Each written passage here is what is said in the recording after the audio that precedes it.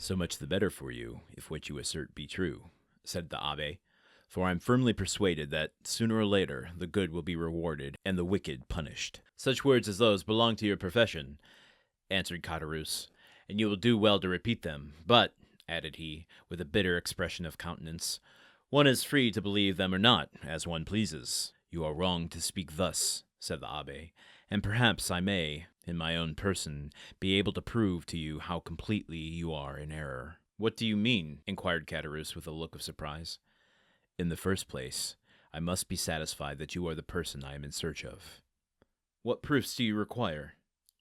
Did you, in the year 1814 or 1815, know anything of a young sailor named Dante? Dante? Did I know poor dear Edmond? Why, Edmond Dantès and myself were intimate friends, exclaimed Caderousse, whose countenance flushed darkly as he caught the penetrating gaze of the abbé fixed on him, while the clear, calm eye of the questioner seemed to dilate with feverish scrutiny. You remind me, said the priest, that the young man concerning whom I asked you was said to bear the name of Edmond. Said to bear the name?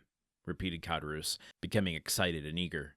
Why, he was so called as truly as myself bore the appellation of Gaspard Caderousse.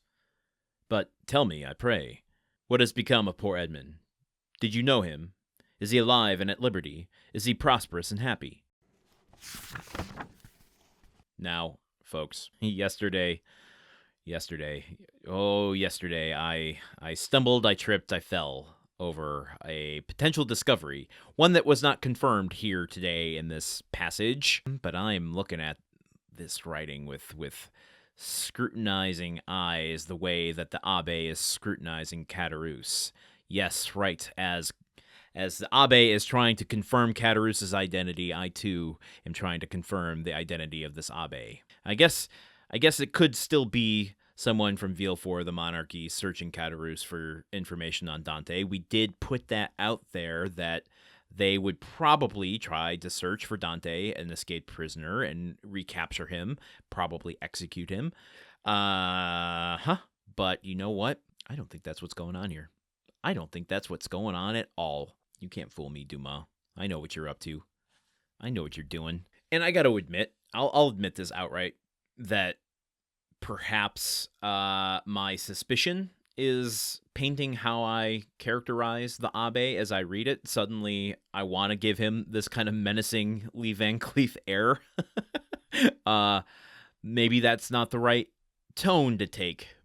But you know what? We're making the story our own as we read it. We're doing our own interpretation, and this is what's going to separate it from your average audiobook that you can listen to. But I don't think I'm too far off in how I'm performing him, just because these phrases like the penetrating gaze of the abbé fixed on him, the calm eye of the questioner seemed to dilate with feverish scrutiny, and there's no... So you're getting that intensity, but there's no betrayal of that intensity in the questioning or the dialogue of the abbé, who is so laser focused in his questions.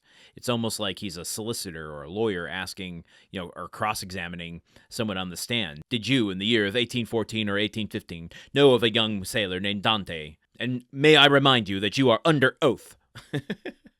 But let's turn our hand back to Caderousse, who is claiming that he was intimate friends with Dante. Now, this kind of paints what we were talking about yesterday in Caderousse claiming that he was an honest man. Would we apply the term intimate friends to what we saw of Caderousse and Dante at the beginning of the story? I don't think so. Maybe Caderousse is delusional enough to think that they were, but Dante certainly...